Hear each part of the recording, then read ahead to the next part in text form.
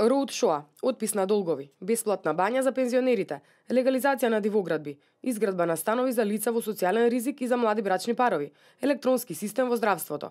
Ова се само дел од проектите кои беа спроведени во Македонија, а потоа беа ископирани и имплементирани во други држави од соседството. Македонскиот модел за привлекување странски инвестиции преку континуирано подобрување на бизнис климата, организирање роуд шоа за промовирање на инвестициската клима, мапирањето на Македонија на светската инвестициска карта е убедливо најкопираната политика во соседството. Српскиот премиер Александар Вучиќ во една прилика рече дека мора подобро да работат за инвестициите да ги задржат во нивната земја. На ова економистите му одговорија: потребни се даночни олеснувања кои ги има во Македонија, а кои таму резултираа со полнење на слободните економски зони. Реформите во Македонија ги потврди и Светска банка во својот последен Doing Business извештај за 2017 година. Македонија се најде во најдобрите 10 во светот и првите 5 во Европа според условите за водење бизнис. Македонија од 2007 година забележа скок од 84 места на ова рангирање, со кое се опфатени 190 држави. Во рангирањето на Светска банка, другите земји од регионот се далеку зад Македонија.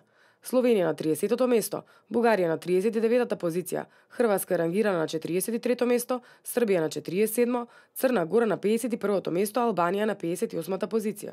Македонија прва го почна и проектот за отпис на долгови за ранливи категории на граѓани. Им се простија долгови во износ од околу 30 милиони евра на 15.000 семејства за сметки за електрична енергија, парно, за кредитни картички, потрошувачки кредити кои не беа обезбедени, долгови за радиодифузна такса.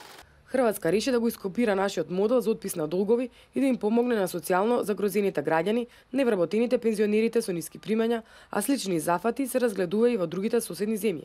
Македонија беше прва држава од регионот која што почна да го спроведува проектот Банско-климатска рекреација за корисници на пензија.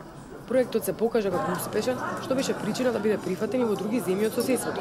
Србија ги повика пензионерите од земјата да се пријават за 10-дневна рехабилитација во некој од 25 бањи. Освен проектот за бесплатна банјска рекреација, северниот сосед користеше зарем не е стручен сам да си припише леки за хипертензија. Земјите од соседството повлекоа слични потези како Македонија во повеќе области.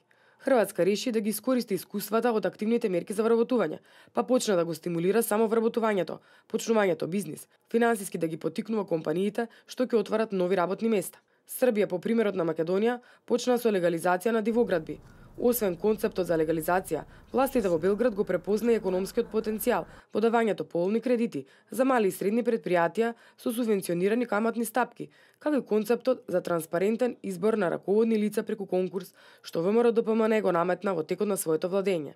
Србија и Хрватска ги разгледуваат и проектите Купи куќа, купи стан, како и проектот за изградба на станови за лица во социјален ризик и млади брачни парови. Словенија пак го скенира големиот проект Македонија вработува, што подразбира ослободување од плаќање придонеси за работодавачите кои ќе отворат нови работни места.